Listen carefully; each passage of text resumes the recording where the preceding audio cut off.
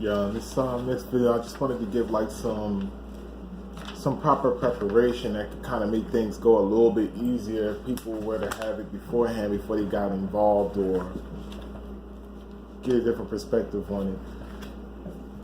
First thing you're gonna want to have when you start doing any type of 1099 work is actual, receipts and recording and having it organized. If you use QuickBooks.com, you'll be able to download an app and you'll be able to keep all of your receipts and everything organized to where even if you was doing mileage tracking, it has mileage tracking as well. You can hook your debit cards or your accounts in there, and anytime something is spent, you can be able to categorize all your transactions. So when the end of the year comes up, it'll be a lot easier for you, especially when you're talking about doing quarterly taxes. It even organized that type of stuff out for you. So that was one of the main reasons why I use QuickBooks, especially because I use TurboTax, and you end up being able to use them both together when it's time for you to start the file.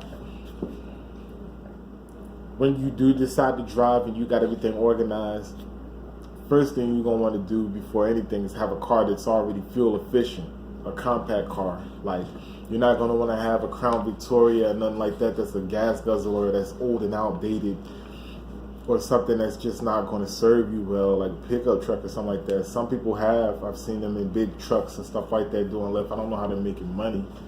I can see how you would be making money out of a Suburban, even though it guzzles gas. You could pick up more passengers, and then on top of that, some people get, Uber Black, or they get the Lyft Plus or whatever, the luxury line, and they're able to get more money doing that. So I can understand that, but you're going to want to have a car that's fuel efficient. Then you're going to more or less, if you have a Sam's Club card, I do, or if you're with Costco's or some other group, you get your fuel cheaper there than you would if you was to get it straight up from the gas station. So it might not seem like nothing to you off jump. You're spending however much you want to spend just because it's convenient. But if you do keep filling up at places that require a membership, it's going to be more affordable. And then over the course of time, you are going to save money because you're not spending it elsewhere. Even having a reserve of it, kind of like when that situation happened in Texas and all of the storms and stuff like that came around there in the Gulf.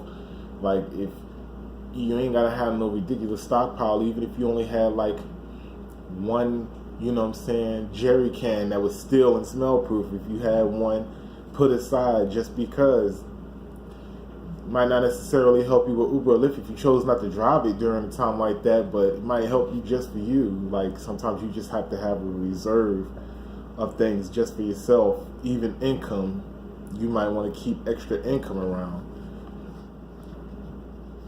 like cash on hand, because sometimes you might not be able to use a debit. You might actually find yourself in a position where you might just need, whether it's a power outage or whatever is going on, you might actually need to pay for certain things in cash. So sometimes, having plastic can leave you in a jam like that.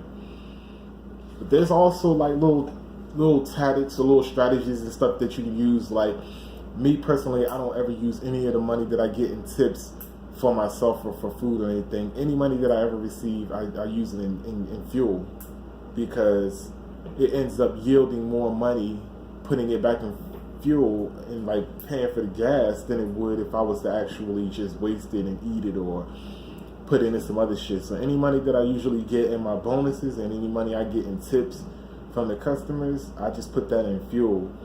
I'll either have it in cash or I'll have it on a separate debit card that I just strictly use to pay on the gas when I'm doing my rides. And then as time goes by, the amount of money that you're saving in your bonus along with the tips is going to supersede how much money you're going to need to pay for your fuel for a week or two or even a month. And that's really the point, is to get yourself to a point where you're always indefinitely making pure profit because you offset the cost.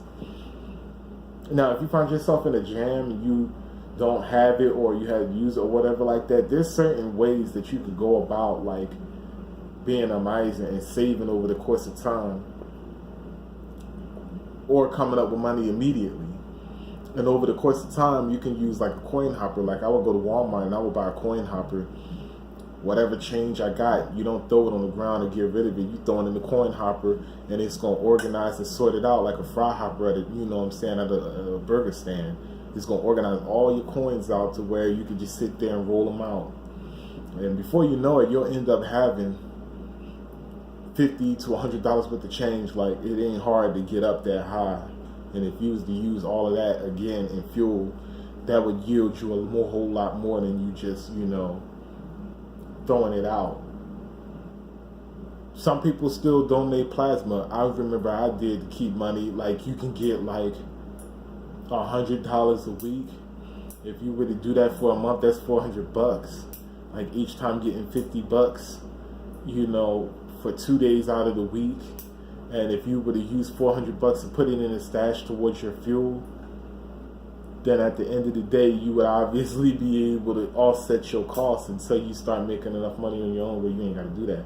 There's all types of little tactics and little, sneak shit that you can use. But at the end of the day, if you always use the tips that your passengers give you, whether in cash or electronic or whatever, and plus your bonuses, if you start putting them aside and strictly for fuel, a lot of times you'll end up recouping that, you'll end up seeing how your money is going to fluctuate out, that you're not touching your own pockets anymore.